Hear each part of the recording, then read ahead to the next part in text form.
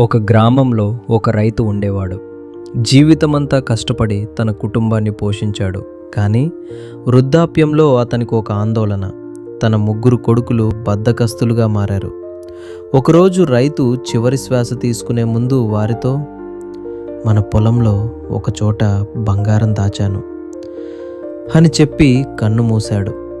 తండ్రి మరణం తర్వాత 3 పొలం మొత్తం తవ్వేశారు. కానీ బంగారం మాత్రం కనిపించలేదు.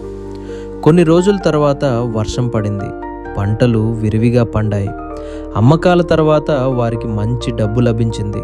అప్పుడు వాళ్ళకు అర్థమైంది, తండ్రి చెప్పిన బంగారం నిజానికి ఆ కష్టం, ఆ పంట, అదే బంగారం. మిత్రులారా, కష్టపడి చేసిన పని ఎప్పుడూ వృధా కాదు.